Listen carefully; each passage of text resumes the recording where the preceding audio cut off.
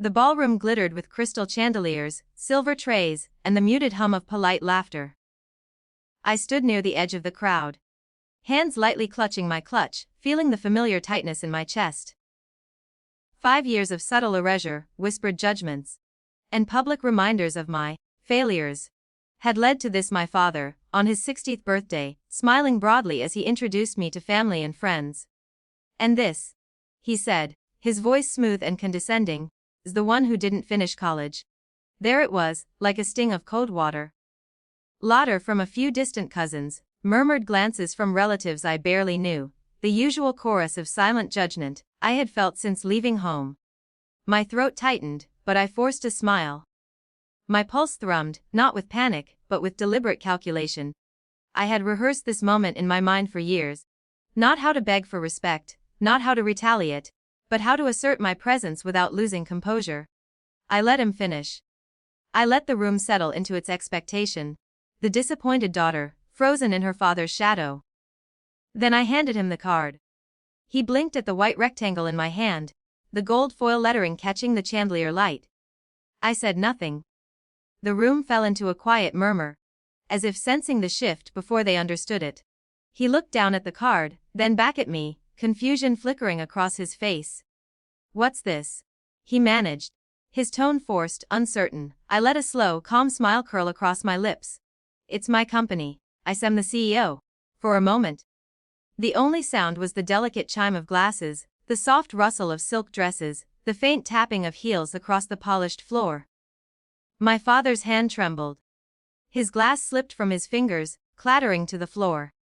He bent to pick it up, but his eyes never left mine. The authority he had wielded for decades, public and questioned, was suddenly gone. Not with a scream, not with shame heaped in words, but with a simple, undeniable fact: my success. And then, as if to punctuate the moment, the front door opened. My driver stepped in, impeccably dressed, holding my coat.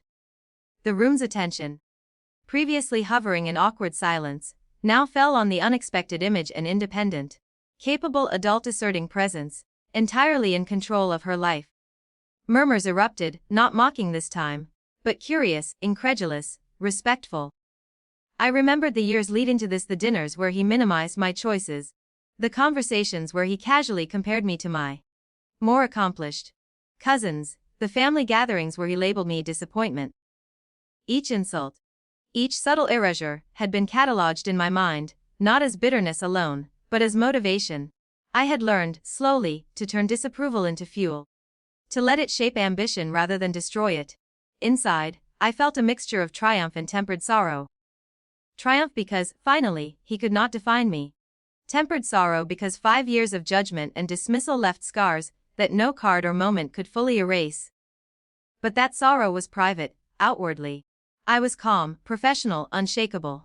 Victory, I realized, often comes in quiet, precise measures rather than dramatic eruptions. The card had done more than inform, it had shifted the room's perception. Conversations faltered, glances exchanged, subtle reassessments of my position rippling through relatives who had long written me off. The power reversal was concrete, undeniable. Earned by years of effort rather than emotional outbursts. My father straightened, his face pale, the edges of his practiced arrogance fraying. He opened his mouth as if to speak, then paused, uncertain whether he could reclaim authority without exposing ignorance. I watched him, noting the slight slump of his shoulders, the involuntary retreat in posture. Silence, the most effective authority, held the room. I felt Josie, my niece, nearby, tug at my sleeve.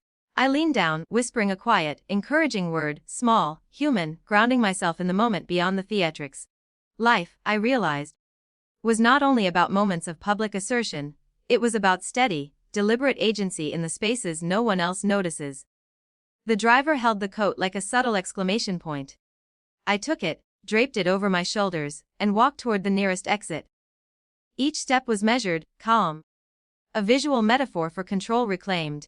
Behind me, the murmurs of the room settled into a low hum of astonishment. My father did not speak, his authority, once absolute, had been quietly, irreversibly adjusted. I paused for a second in the doorway, looking back, not with anger, not with gloating, but with acknowledgement. This was my moment, my careful, composed reclamation of dignity. The rest of the evening continued, but differently now. The family, subtly unsettled, tread lightly in my presence. I spoke when necessary, smiled politely, and carried myself with a confidence born of years of quiet resilience. No one doubted my competence. No one could dismiss it casually again. And in the quiet of my mind I allowed myself a small, private satisfaction. Years of subtle powerlessness had culminated in this precise, undeniable assertion. The card, the driver, the calm composure, they were symbols. But they were also facts. Authority had intervened visibly, concretely, in the space of a simple, professional act. I left the party that night not with loud applause or vindictive glee, but with a steady, measured victory. The world had acknowledged my achievements. And my father, finally, had seen me, not through his long lens of disappointment, but through the reality of competence and control. Outside, the night was cool and quiet.